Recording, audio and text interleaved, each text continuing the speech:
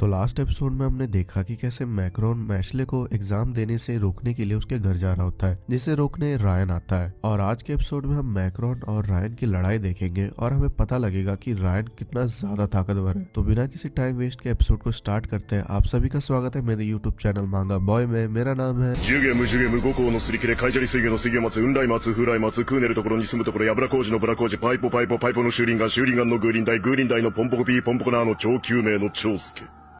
Episode की शुरुआत में बताया जाता है कि ईस्टर्न मैजिक एकेडमी के डोम्स को कोई एक प्रीफेक्ट संभालता है और वो इन तीनों डोम्स के जो प्रीफेक्ट्स होते हैं वो इन एकेडमी के सबसे ग्रेटेस्ट टैलेंट में से एक होते हैं और इन तीनों के पास ही डिवाइन विजनरी बनने का टैलेंट होता है। कुछ साल पहले मिडिल स्कूल डिवीजन में 13 से 15 साल बच्चों के बीच एक टूर्नामेंट हुआ था और एक अकेले मैजिक यूजर ने उन सभी ओपोनेंट को हरा दिया था, जिसके बाद पता चला वो मैजिकल यूजर एक 9 साल का बच्चा था जिसका नाम मार्गरेट मैक्रोन था, जो कि अब ऑर्का डॉम का प्रीफेक्ट है। तब यह मैक्रोन रायन को देखकर कहता है कि मुझे यकीन ही नहीं हो रहा कि मैं मैश के अलावा किसी एक डिवाइन विजनरी से भी लड़ूंगा, इससे तो मुझे और भी मजा आने वाला है। और तब वो अपना पियानो बजाने लगता है, जिसे देखकर रायन सोचता है आखिर यहाँ चल क्या रहा है। तब यह मैक्रोन कहता है कि हर powerful magical user divine visionary नहीं बनना चाहता, क्योंकि ये बस एक टाइटल है और मैं स्ट्रेंथ चाहता हूँ और तुम एक पोजीशन। तो बताओ हम में से ताकतवर कौन है। तब वो दोनों लड़ने के लिए एकदम रेडी हो जाते हैं। रायन अपनी तलवारों से उस पर हमला कर देता है और मैक्रोन अपने सॉन्ग मैजिक से उस पर हमला कर देता है। दोनों के मैजिकल पावर टकराने से वहाँ पर एक बहुत जोरदार धमाका होता है। तब हम मैश और उसके दोस्तों को देखते हैं जहाँ वो सब एक गेम खेल रहे होते हैं, जहाँ डॉट के टर्न पर लिखा होता है कि उसे एक चालबाज ब्यूटी आके धोखा दे देगी और लेमन जैसे ही अपनी बारी चलती है उसके कैरेक्टर को जेल हो जाता है। तब लेंस कहता है कि ये बोर्ड गेम तो सच में डेंजर है, ऐसा लग रहा है जैसे ये हमारे फ्यूचर को प्रिडिक्ट कर रहा है। तब लेंस अपनी बारी चलता है जिस पे लिखा होता है कि तुम्हारी बहन घर पर बॉयफ्रेंड लेके आएगी तो दोबारा स्टार्ट करो, जिसे देख के लेंस एकदम शॉक हो जाता है। तब मैश की बारी पर लिखा होता है कि सबको पता चल चुका है कि तुम मैजिक यूज नहीं कर सकते, इसलिए तुम मार दिए जाओगे। तब हम देखते हैं कि किसी को भी वो बोर्ड गेम पसंद नहीं आ रही होती। तब फिन को मैश के फादर के बाद याद आ रही होती है और फिन सोचता है कि मैंने उनसे प्रॉमिस किया है कि मैश हमेशा अपने दोस्तों के साथ खुश रहेगा, तो इसलिए मैं इसे जरूर पूरा करूंगा। तब हम देखते हैं कि रायन और मैक्रोन एक दूसरे के खिलाफ लड़ रहे होते हैं और तब मैक्रोन एक बहुत पावरफुल स्पेल का यूज करता है, जिससे वो रायन को घेर लेता है अपने मैजिक से और कहता है अगर मैं तुम्हारी जगह होता तो अटैक नहीं करता, क्योंकि ये स्पेल तुम्हारे अटैक करते ही फट जाएगा। तब मैक्रोन रायन से पूछता है क्या तुम्हें पता है हमें उत्तेजना क्यों चाहिए? आर्ट, लव, स्पोर्ट, ये सारी चीजें किसी नॉर्मल लाइफ के लिए जरूरी नहीं होती, तो आखिर क्यों हम इन्हें पाना चाहते हैं? इसका जवाब बहुत सिंपल है, क्योंकि बोर होना मौत जितना ही बुरा होता है और हम लोग इन्हीं चीजों को उत्तेजना मानकर जीते हैं। और फिर तुम्हें देखो, तुम तो दूसरों के काम में टांग अड़ा रहे हो, ये कितना बोरिंग है। मुझे नहीं लगता तुम जैसे वैल्यू वाले पर्सन मुझे एंटरटेन भी कर सकते हैं, तो इसलिए मेरे रास्ते से हट जाओ और मुझे मैश के पास जाने दो। तब रायन कहता है कि वो एक बेशरम लड़का है, वो इतना बेशरम है कि उसने मुझे कहा कि वो बिना मैजिक के भी डिवाइन विजनरी बनेगा और इस दुनिया के सोचने के तरीके को चेंज करेगा। तब मैक्रोन को एहसास होता है कि धीरे धीरे रायन की पावर बढ़ रही है। तब यह शॉन हेडमास्टर से कहता है कि अगर लॉर्ड रायन मैक्रोन से लड़ने गए हैं तो उनका बिना जख्मी हुए वापस आना बिल्कुल नामुमकिन है। तो आप लोग यहाँ समझ सकते हैं रायन भले डिवाइन विजनरी क्यों ना हो, भले ही वो कितना ताकतवर क्यों ना हो, पर मैक्रोन भी कुछ कम नहीं है। तब हेडमास्टर बोलते हैं रायन चाहे ऐसे दिखाता हो जैसे ही वो फ्रेंडली नहीं है, पर असल में वो सबकी केयर करता है। पर मुझे ये बताओ तुम मार्क्स के बारे में क्या जानते हो? तब शॉन कहता है इंसानों के फेस में जितना ज्यादा मार्क्स होते हैं उतना ज्यादा ही वो पावरफुल होते हैं। तब हेडमास्टर कहते हैं बिल्कुल सही कहा, ईस्टर्न एकेडमी में बहुत सारे डबल लाइनर्स है, पर बहुत कम लोग हैं जिन पे ट्रिपल लाइनर है। अगर हम डबल लाइन वाले को मैजिक का ट्रू फॉर्म कहते हैं तो फिर थर्ड लाइनर वाले वो है जिन्हें भगवान ने चुना है और हमारे दुनिया में जिसने सबसे कम उम्र में 3 लाइन को अचीव किया है